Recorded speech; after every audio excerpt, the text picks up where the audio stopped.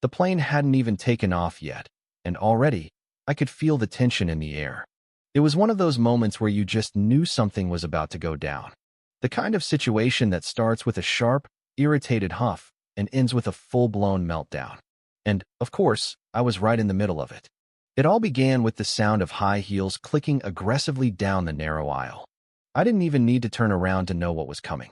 A shadow loomed over my seat, and before I could even glance up, a voice snapped. "Excuse me, I think you're in my seat." The tone was sharp, entitled, and dripping with the kind of condescension that could curdle milk. I looked up and saw her mid-50s, platinum blonde bob stiff with enough hairspray to serve VYV a hurricane. Her face was frozen in a permanent state of disapproval, her eyes darting between me and my first-class seat like I had just been caught sneaking into a VIP lounge. I smiled politely. "No, I don't think so. This is my seat." Her lips pressed into a thin line. "No, sweetie, I think you made a mistake." I turned back to my in-flight magazine, unfazed. Pretty sure I didn't. That's when the explosion happened. Linda, because of course her name was Linda, let out a dramatic gasp, as if I had just committed an act of high treason. Her voice shot up 3 octaves. "Excuse me, flight attendant. We have a situation here." People started turning their heads. A few nearby passengers exchanged amused glances, already sensing what kind of performance was about to unfold. The flight attendant, a young woman who looked like she had seen it all, walked over with an expression that screamed, "Patience wearing thin." "Is there a problem, ma'am?"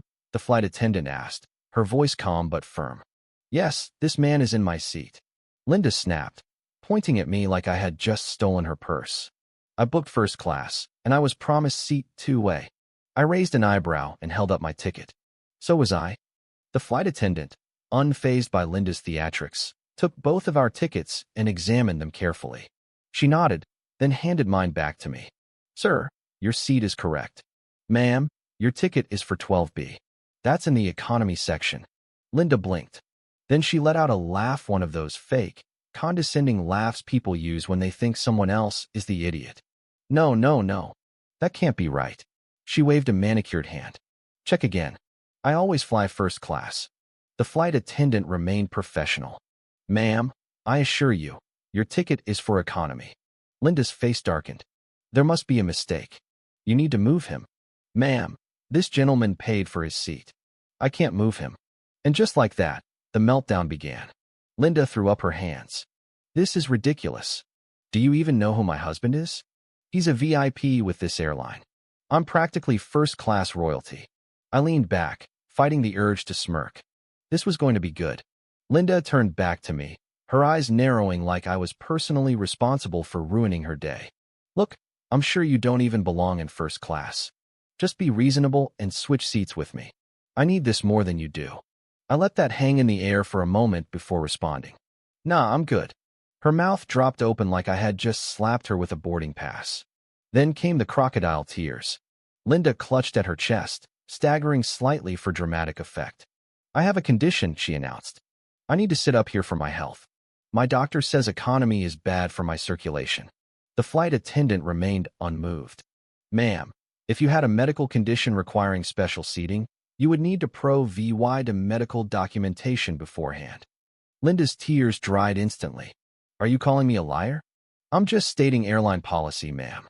Passengers were full-on watching now, some of them trying to hide their laughter.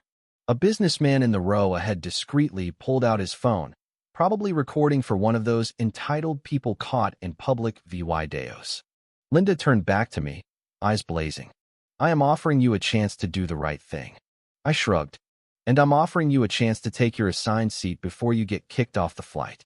That set her off like a firecracker in a fireworks factory. "This is unacceptable," she screeched. "You have no right to sit here." At this point, a second flight attendant approached, looking less patient than the first. "Ma'am, I need you to lower your voice."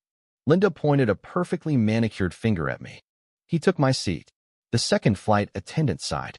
"Ma'am, you need to sit in the seat on your ticket, or we will have to ask you to deboard." Linda's expression flickered between fury and the realization that she was losing this battle. Her next move was pure desperation. "My husband will hear about this. He's an executive with this airline.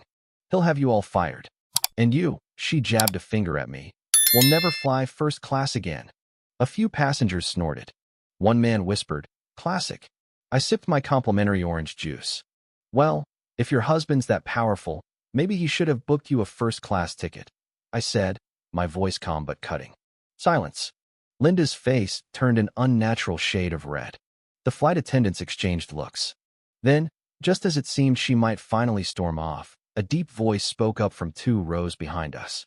I'd love to hear more about that. Linda froze. Her bravado vanished. She turned slowly to look at the man who had just spoken, a well-dressed gentleman in his mid-50s, sharply tailored suit, sitting calmly with one hand resting on his briefcase.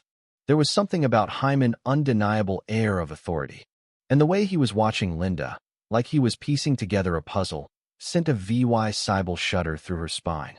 Linda forced a smile. Oh, you must be one of my husband's colleagues. The man raised an eyebrow. You could say that. Linda let out a forced laugh.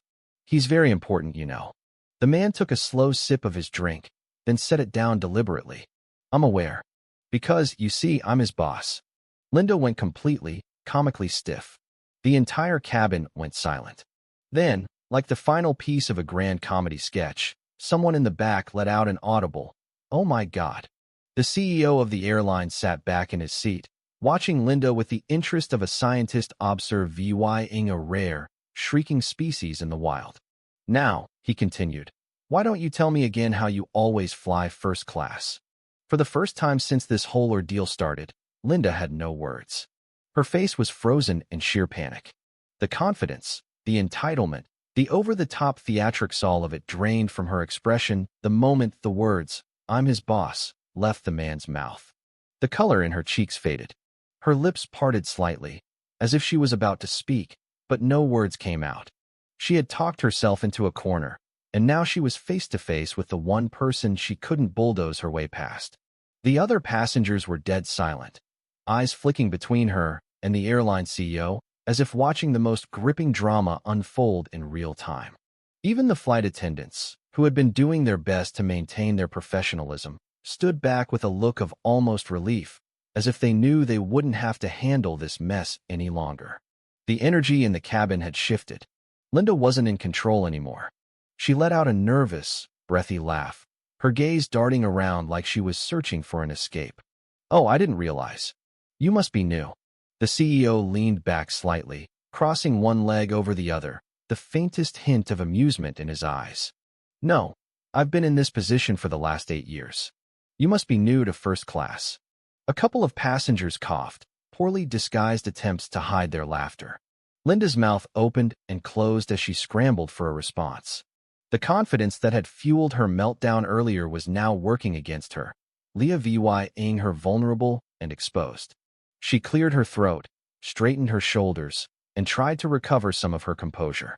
Well, you see, there must have been a mix-up. My husband usually handles these things. I was under the impression that I would be flying first class, as I always do. The CEO raised an eyebrow. Interesting. Because, according to our system, a ticket was purchased for 12B. That's your assigned seat. Linda let out a strangled sound, something between a forced laugh and a weak protest. Well, that's ridiculous. My husband must have made a mistake. I should be up here. This is where I belong. He held up a hand, signaling for a flight attendant. Can you check if there are any first-class seats available?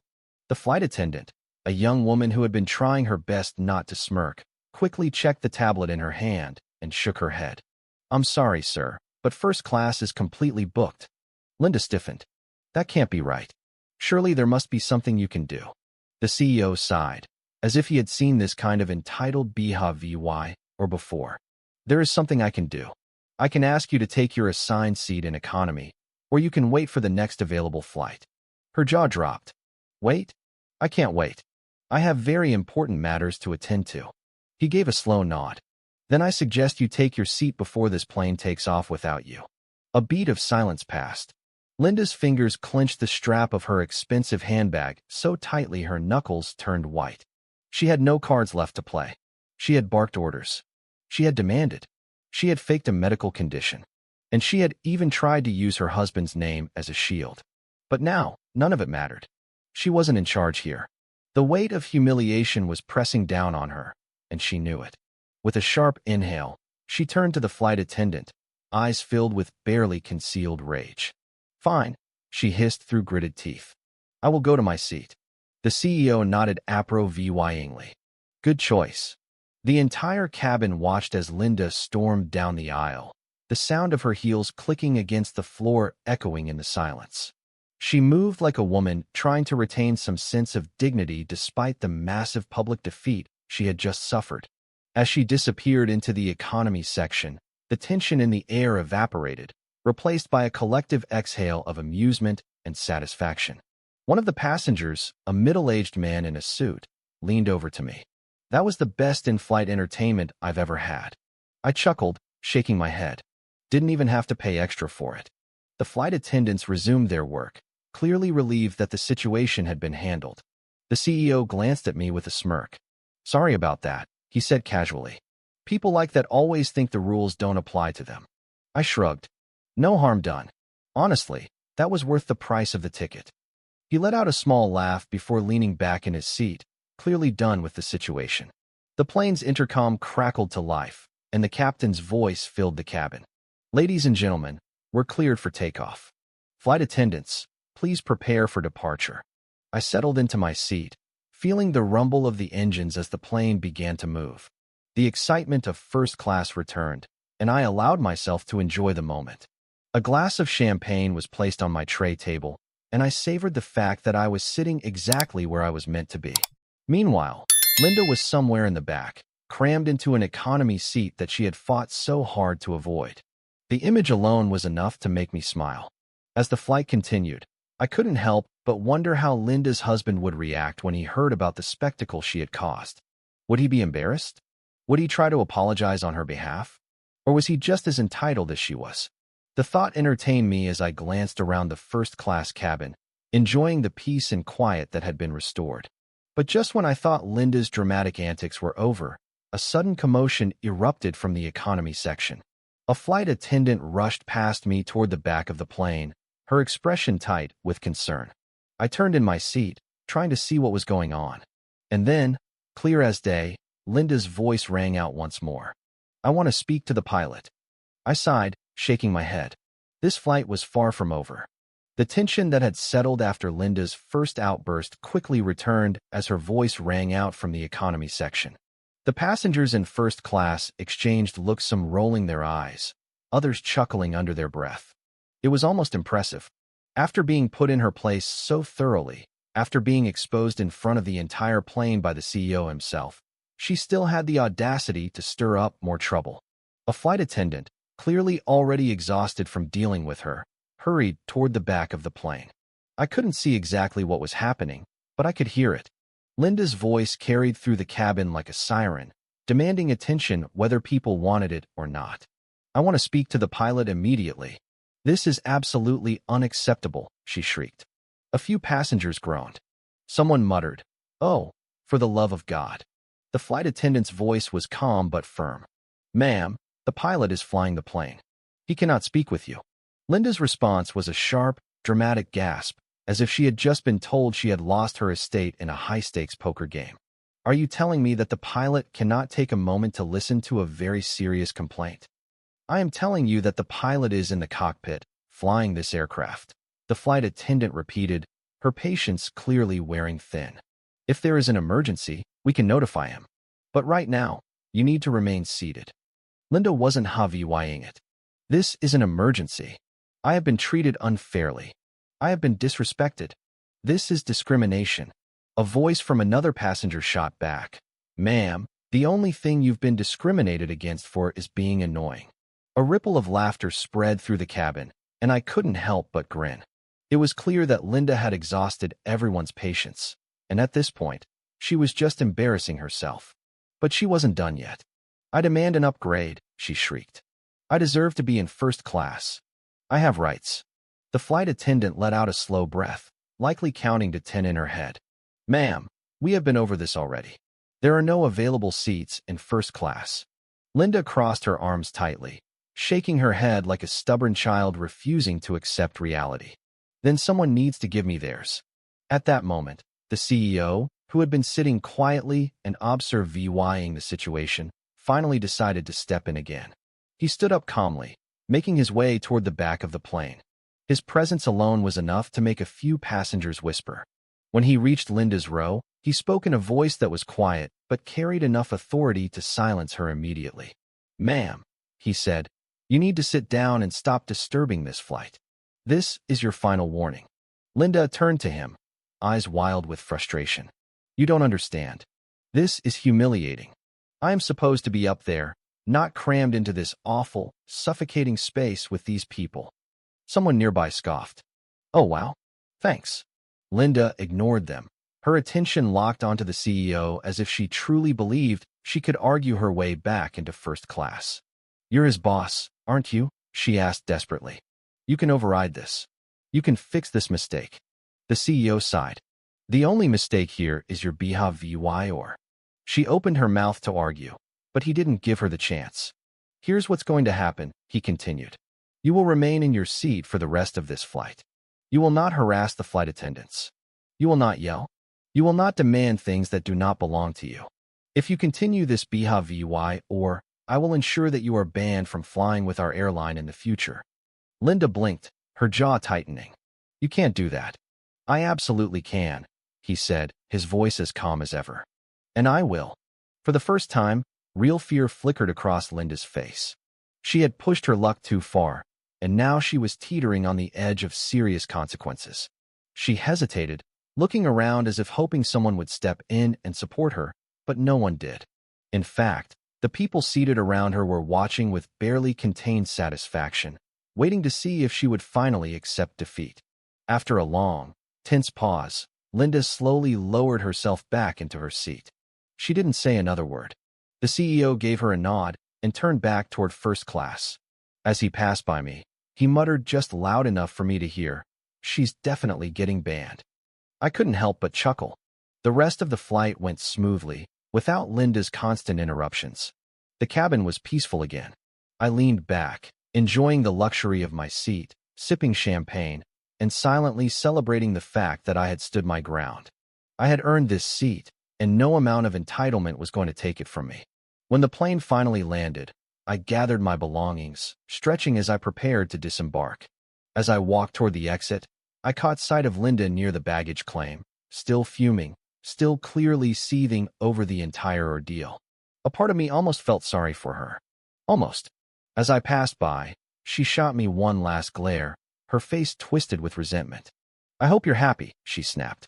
I paused for a beat, then grinned. "Oh, I know I am." With that, I walked away, leaving her behind to stew in the reality check she had received at 35,000 feet. A week later, I was scrolling through my social media feed when a familiar face popped up. It was Linda. She had posted a lengthy rant about her horrific experience on the flight, complete with exaggerated details and a call to boycott the airline. The comments section was a mix of sympathy from her friends and outright mockery from strangers who had seen the video of her meltdown. I clicked on the video, which had been uploaded by the businessman who had discreetly recorded the entire ordeal. It had already garnered millions of views. The comments were filled with people sharing their own Karen encounters, and the hashtag #TheFirstClassKaren was trending. I couldn't help but laugh. Linda had become an internet sensation overnight, and not in the way she had hoped. A few days later, I received an email from the airline. It was a thank you note from the CEO, along with a voucher for a free first-class ticket to any destination of my choice. The email ended with a line that made me smile. "Thank you for standing your ground." People like Linda remind us why rules exist. As for Linda, I heard through the grapevine that her husband had been less than pleased with the public spectacle she had caused. Rumor had it that he had quietly booked her a seat in economy for all future flights, assuming she wasn't banned altogether. I leaned back in my chair, sipping my coffee, and reflected on the entire experience. It had been a wild ride, but in the end, justice had been served. And as I booked my next first-class trip using the voucher, I couldn't help but feel a sense of satisfaction. After all, I had earned it. Thank you for taking the time to listen to today's story on Store of Good Stories. If this story touched your heart or made you think, don't forget to hit like and share the video to spread this positive message to more people. And if this is your first time here, make sure to subscribe and turn on the notification bell so you won't miss any of the meaningful stories we share every week. Your support is the biggest motivation for Store of Good Stories to keep bringing heartfelt and valuable stories to you. See you in the next video.